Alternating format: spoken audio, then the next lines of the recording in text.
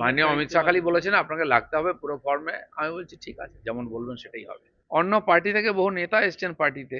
কোনো ব্যক্তি তিনি কি করবেন কি করবেন না, কি বলবেন কি বলবেন না, সেসব উত্তর আমি দেব না।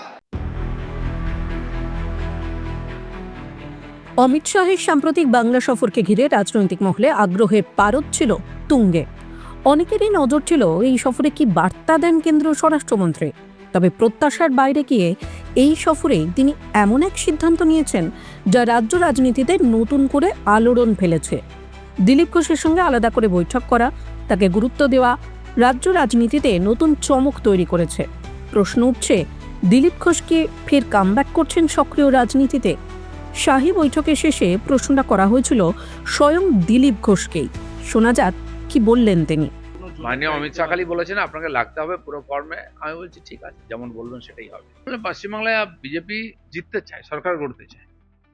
প্রসঙ্গত কয়েক মাস আগে দীঘায় জগন্নাথ মন্দিরের উদ্বোধনের সময় তিনি দেখা করেন মুখ্যমন্ত্রী মমতা বন্দ্যোপাধ্যায়ের সঙ্গে। আর তারপর থেকেই কার্যত বঙ্গ বিজেপির সঙ্গে দূরত্ব সৃষ্টি হয় তাঁর। কোনো কর্মসূচিতেই তিনি তেমন একটা ডাক পেতেন না। জেলা বিজেপির কর্মসূচিতে মাঝে মধ্যে যেতেন।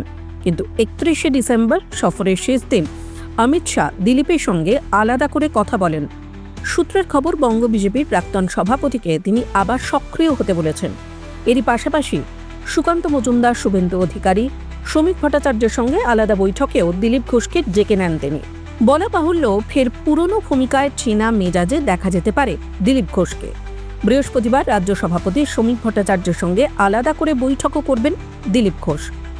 রাজ্যে বিজেপির ভালো ফলাফলের জন্য গ্রাসরুট লেভেলে জনসংযোগ এবং সংগঠনকে যে আরও মজবুত করা প্রয়োজন তার শীর্ষ নেতৃত্ব অকপট জানেন। এবং এই কাজে দিলীপ ঘোষ অতীতেও নিজেকে বহুবার প্রমাণ করেছেন। সম্ভবত সেই কারণেই 26-এর নির্বাচনের আগে কোমর বেঁধে দিলীপকে মাঠে নামার বার্তা এসেছে দিল্লির কাছ থেকেই।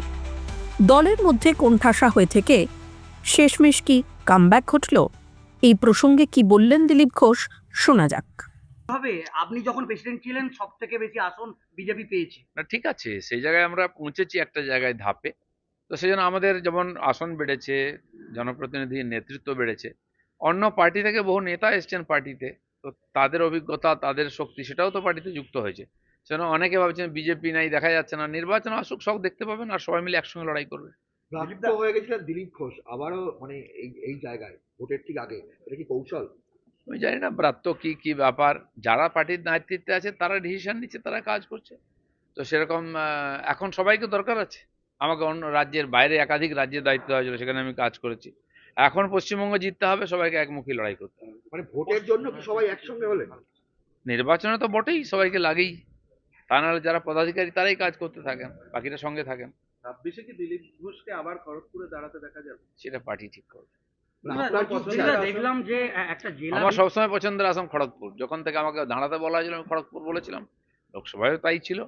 গতবারে আমার পছন্দের বাইরে করা হয়েছিল। টাইমস নাও খবর।